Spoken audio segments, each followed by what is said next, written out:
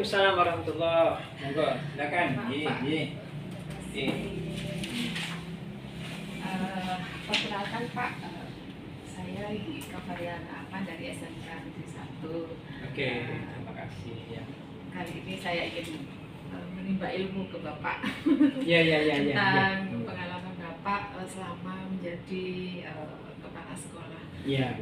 Bagaimana Pak kabarnya, sehat ya Pak? Alhamdulillah. Ya? Yang penting kita sehat, Iya, benar, Pak. dapat melaksanakan tugas. Iya. Demikian juga ibu dan keluarga juga ya. Iya, begitu. Terima kasih. Nah ini Oke. Pak, sudah berapa lama Pak kira-kira menjadi kepala sekolah? Saya secara formal per 1 Januari 2018. Cuma waktu itu dinas pertamanya di SMK Gudo, kemudian per 1 September 2021 itu dipindahkan sama tugas baru di SMK 3 ini gitu ya. Iya. Mutasi itu wajar ya Pak? Ya, Gitu. penyegaran gitu ya. Penyegaran seperti itu. Iya. Baik Pak, ini kan terima kasih sekali lagi saya ucapkan karena sudah menyempatkan waktu untuk saya bisa sharing dengan Oke, Bapak. kita diskusi pengalaman. gitu ya. Iya, Gitu gitu Pak. Pak. Selama menjadi kepala sekolah ini kan tentunya Bapak menghadapi beberapa masalah gitu ya. Ya, pasti Yang ya. mungkin membutuhkan pemikiran Bapak untuk bisa mengambil keputusan secara tepat gitu ya, secara cepat dan tepat gitu. Nah, dalam proses pengambilan keputusan untuk sesuatu, misalkan ada masalah dua masalah yang kira-kira sama-sama benarnya, Sama-sama benarnya gitu ya. gitu ya. Nah, kemudian kan itu membutuhkan, itu kan kita dilema ya Pak ya. Betul, Kira-kira betul, ya. strategi apa atau bagaimana cara Bapak untuk mengidentifikasi kira-kira permasalahan mana yang harus diputuskan terlebih dahulu atau putusan mana yang harus diambil terlebih dahulu Pak? Ya. Terima kasih. Jadi memang tidak hanya di instansi ya, di kehidupan juga gitu. Kita kadang dihadapkan dua masalah yang memang sepintas itu ya, kita lihat kasus per kasus, ini benar gitu. Akan tetapi mungkin banyak hal yang mempengaruhi sehingga banyak mempersepsi bahwa itu kurang benar gitu. Maka di situ kita akan banyak pedoman, banyak hal yang tersangkut atau menyangkut hal itu. Ada prinsip keadilan, prinsip kebenaran, prinsip toleransi, bagaimana kita menghargai potensi dan seterusnya. Dan juga yang tidak kalah tentu ada yang namanya aspek regulasi. Jadi tetap semuanya kita dapat kolaborasikan gitu. Yeah. Untuk kalau misalkan Bapak menghadapi masalah mengambil keputusan untuk dua hal yang benar ya, jadi kita ambil prioritas yang terbaik, yang mungkin terbaik untuk orang banyak juga gitu. Nah, lantas bagaimana ketika Bapak itu menghadapi satu persoalan ketika satu antara benar dan salah, dalam artian bahwa misal nih Pak ada siswa atau murid kita yang melanggar aturan, namun di dalam proses alasan melanggar aturan itu karena dia dalam kondisi yang tidak memungkinkan atau kondisi terjepit sehingga dia harus melakukan atau harus melanggar untuk bisa tetap menjalankan sesuatu gitu. Kita perlu identifikasi lagi ya, artinya apa yang dia lakukan itu kan pasti bagi dia sendiri mengandung nilai-nilai positif, nilai-nilai potensi dia yang bisa jadi itu merupakan satu anugerah yang tidak dianugerahkan pada siswa yang lain. Kalau memang itu akan bermanfaat besar bagi kehidupannya ke depan, ya tentu kita bisa langsung mengeliminasi gitu ya. Jadi dia sekolah tetap sekolah, regulasi yang namanya aturan harus belajar ya tetap belajar. Nah, cuma kan nanti ada cara-cara bagaimana dia dapat hasil di belajar itu. Belajarnya bisa dilaksanakan, potensinya bisa dikembangkan. Mungkin secara lahir gitu ya, secara sampulnya kelihatan dia melanggar, dan dia melanggarnya itu kan bukan karena semata-mata melanggar nggak adil atau menentang aturan, enggak, tapi dia mungkin mengembangkan potensi yang kelak dapat dipakai untuk kehidupannya ke depan. Maka di situ akan ada apa yang disebut sebagai bagaimana tujuan pendidikan jangka pendek, jangka panjang bagaimana. Apakah dia secara individu beruntung, tapi secara kelompok, secara komunitas dia merugikan orang lain juga kita pertimbangkan. Kalau itu nggak merugikan, ya nanti dia justru malah bisa membantu temannya secara komunitas gitu ke depannya. Saya kira itu. Jadi kalau memang ketika seseorang itu melanggar aturan pasti ada alasan reason. Iya. Alasan mungkin kalau positif, ya. mungkin kita justru nanti dapat kita balik membantu temannya, kenapa tidak gitu. Tapi bukan kita berarti melegalkan pelanggaran, tidak juga gitu. Ya, betul. Kita ini adil nih, ini nggak adil ini, nanti ada yang berkata begitu, tetap kita berikan pengertian secukupnya gitulah. Saya kira begitu ya.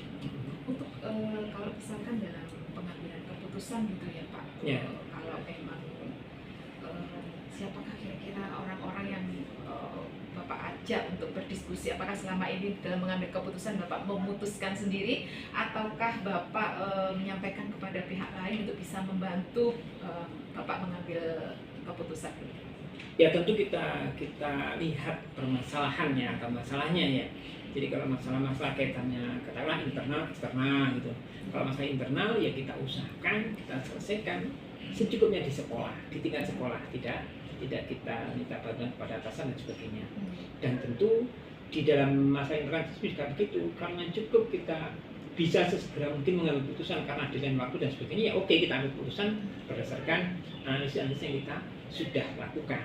Tetapi karena membutuhkan banyak pemikiran, masalah itu sangat kompleks berkaitan dengan orang tua, dengan kondisi siswa di rumah, lalu kita minta bantuan bisa dari VP, bisa dari teman-teman warga dan seterusnya.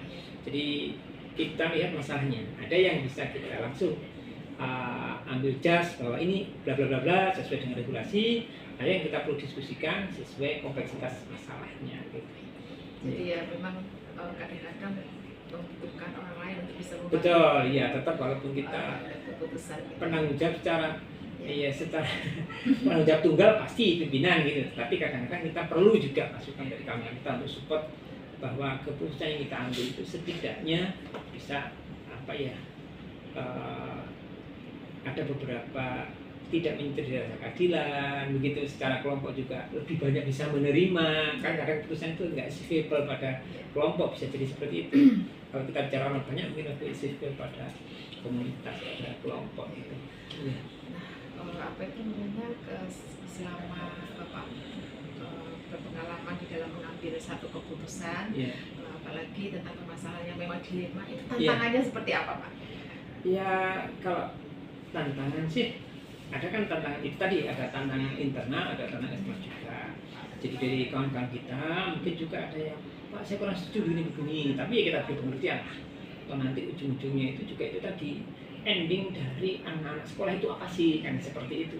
Ya tatanya ada dalam seperti itu, mungkin ada guru mungkin lupa ini tidak menegadkan dan sebagainya. Nah oke, kita berikan toleransi karena tidak semuanya seperti itu gitu. Dan itu kita nggak bisa memberi karunia yang maha kuasa kan kalau misalnya dia itu potensi gitu ya. Nah, sehingga baik itu internal atau mungkin eksternal ada proses yang kok gini ya kita berikan pengertian. Pengertian secara regulasi juga secara normatif kemanusiaan untuk mencapai tujuan setidaknya kesejahteraan anak itu ke depan gitulah pendidikan itu. Karena boleh disampaikan. Iya. Karena memang tidak semua orang atau siswa bisa menerima keputusan kita ya. Tapi bagaimana caranya Bapak untuk bisa lebih memahamkan beda orang kan beda pikiran. Ya, betul, beda kepala, beda pikiran gitu. Jadi nanti mungkin bagi kita sudah kita ramu, oh ini sudah positif, ternyata ada teman kita yang mulai negatif, ya wajar saja itu. Wajar kita akomodasi, kita berikan pengertian. Nah, gambaran-gambaran yang faktual nanti kita bisa mencairkan nanti saya kira itu sebenarnya. Nah Pak, kalau selama ini menghadapi permasalahan dan pengambilan keputusan itu kan kadang-kadang itu banyak sekali ya permasalahan itu kadang-kadang kalau sampai terdengar media misalnya terus kemudian permasalahan itu diviralkan di media sosial, kira-kira perasaan Bapak bagaimana dan bagaimana solusinya untuk menghadapi itu? Oke, jadi memang itu tidak lepas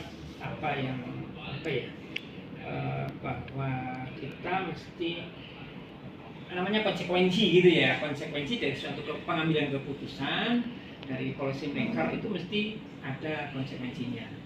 Kalau itu memang dan kita yakin keputusan itu baik, keputusan sudah kita perjuangkan dengan masa, justru mungkin kita persepsi kita bisa jadi akan dipakai oleh yang lain bahwa karena ternyata ini bisa diakomodasi, ini tidak bertentangan, ini tetap melakukan seperti itu. Tapi kalau ada yang negatif, ya kita undang lah nggak apa-apa, kita ajak diskusi, kita ajak ini saya punya regulasinya ini, dia punya potensi ini, terus kira-kira kalau saya melakukan ini dengan beberapa pertimbangan A, B, C, D, Nah, di mana itu secara sepintas mungkin menguntungkan satu orang gitu. Ya. Tetapi kan nanti efeknya bisa menjadi contoh yang lain kalau itu viral ya. Ya. Apa itu istilahnya ya. Jadi ada Di media sosial biasanya. iya Pak. kan loh ini kok seakan-akan keputusan Iya. menguntungkan si A, apalagi misalnya kebetulan yang bersangkutan masih ada hubungan misalnya familiar dengan kita, Iya. bisa jadi itu menjadi berdampak negatif juga. Tapi kan kita bisa asal bisa kasih reason, kasih argumentasi yang positif, saya kira mungkin kita bisa cairkan ya. Artinya penilaian yang negatif itu bisa kita naikkan setidaknya ya di atas 0 lah, bisa sampai positif berapa begitu ya. Saya kira seperti itulah. Nanti ada ilustrasi yang cukup gitu kan. Istilahnya kan kita perlu memberikan klarifikasi atau Iya, pemahaman ya, kepada klarifikasi, ada argumentasi asal tidak secara frontal menabrak regulasi kan tidak masalah sebenarnya bagi saya seperti itu ya.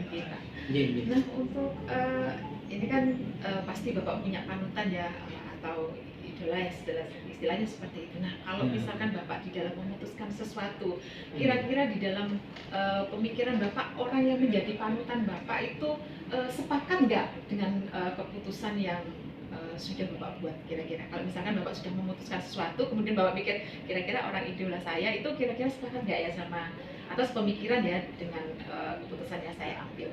Ya, itu kebetulan ya, kebetulan apa gitu ya. Kebetulan orang tua saya juga kepala sekolah dulunya gitu. Biasa sekali. Ya, kepala sekolah. Jadi mungkin dari kecil itu kita sudah bergaul dengan apa istilahnya, konflik-konflik yang sifatnya ya itu tadi positif positif gitu, bukan kok antara benar salah bukan begitu. Tetapi dari pemikiran beliau kita bisa ngambil satu pengalaman hidup yang nyata. Kalau bagi saya beliau memberikan satu kan yang penting keputusan itu bermanfaat, bermanfaat lebih banyak satu. Yang kedua tidak menimbulkan fitnah di kemudian. Jadi artinya apa yang kita ambil dalam satu keputusan itu kita selalu sadar ada kelompok atau beberapa orang yang mungkin kurang sepakat. Nah, asal itu tidak sampai menimbulkan efek negatif yang lebih, saya kira harus diputuskan karena itu kan namanya keputusan mesti ada konsekuensinya. Dan kebetulan itu tadi kebetulan bahwa kita ada apa ya semacam contoh hidup gitu. Contoh hidup ya walaupun sekarang sudah awal tapi kan contoh hidup bahwa ternyata ada masa ini beliaunya mengambil seperti ini. Kalau pada anaknya sendiri juga memberlakukan juga sebagaimana muridnya seperti itu gitu. Insya Allah saya kira kalau kami pasti beliaunya setuju bagi saya karena itu beliau melakukan itu juga kita mengalami gitu ya, melihat langsung gitu, melihat langsung tidak baca atau mendengar, jadi kita melihat langsung dalam interaksi sehari-hari saat kita masih kecil gitu, masih dalam sekolah, beliau mengurusan bla dan seterusnya seperti itu ya. Nah, ketika Bapak memutuskan sesuatu, ketika menghadapi masalah itu di lingkungan kerja begitu ya Pak, apakah Bapak itu akan menjadwalkan atau istilahnya itu mengatur untuk oh iya saya butuh waktu mungkin lain waktu ya mengambil keputusan itu atau Bapak akan memutuskan juga pada saat itu di tempat yang sama Pak? Iya, ya mungkin kita lihat permasalahannya. Jadi kalau permasalahan kecil yang sekiranya itu secara regulasi sudah jelas dan cukup bisa diselesaikan saat itu juga dan memang harus diselesaikan itu ya kita eksekusi hari itulah saat itu gitu. Tapi kalau memang masalah itu membutuhkan waktu tadi dengan dicontohkan tadi kalau misalnya ada kita diberikan di belakang ya oke, kita jadwal monggo mas kita diskusi gitu misalnya, terutama kalau di luar kan gitu ada eksternal kita mesti butuh waktu. Monggo kita diskusi enaknya bagaimana, regulasi yang kita ambil seperti ini, saya lakukan ini ada aturan-aturannya. Kalau menilai seperti itu, yang mau kita diskusi. Kalau itu dijadwalkan. Kalau masalah sederhana, ya saya kira cukup dengan waktu yang tidak terlalu panjang ya, biar segera ada putusan gitu kan. Ini pertanyaan terakhir nih Pak. Nah dari pengalaman Bapak dalam pengambilan keputusan itu yang selama ini sudah terjadi itu pembelajaran apa atau hikmah apa yang Bapak rasakan selama proses itu Pak? Iya. Jadi istilahnya filosofi kita kan itu seperti yang tadi kita sampaikan ya diajarkan oleh orang-orang tua kita. Kalau kita yang pertama kan mesti berusaha semaksimal mungkin memberikan manfaat kepada lebih banyak orang. Nah, semua orang saya kira nggak bisa gitu ya. Pasti ada yang nggak setuju pasti. Iya pasti. Tapi lebih banyak orang. Iya. Satu. Kemudian yang kedua, sebagai seorang pimpinan penanggung jawab suatu organisasi atau kegiatan pasti harus berani menanggung atau bertanggung jawab atas apa yang diputuskan. Dan itu kita tentu mempunyai dasar-dasar yuridis, dasar-dasar regulasi, juga ada masukan dari kawan, dari siapa yang kita dekat dengan kita, maksudnya secara struktural. Tetapi juga kita tidak mengesampingkan nilai-nilai kemanusiaan, nilai-nilai kasih sayang, nilai-nilai toleransi dan seterusnya. Karena pada dasarnya setiap keputusan tidak bisa kita putuskan hitam putih tidak bisa ya. Itu pada dasarnya seperti itu. Nah, sehingga banyak hal yang setiap ada permasalahan pasti kita akan yakin ada hikmahnya gitu dari masalah itu, dan akan menjadikan kita berpikir lebih ya. Kalau mungkin untuk kawan-kawan yang masih ya, kalau bisa katakan lebih muda itu akan dewasanya lebih kan seperti itu. Jadi intinya setiap permasalahan ada hikmah yang dapat kita ambil, utamanya untuk ke depan, dan itu tadi bisa bermanfaat khususnya pada anak-anak kalau di sekolah gitu. Karena beda sekolah, orientasi kita kepada anak-anak. Gitu.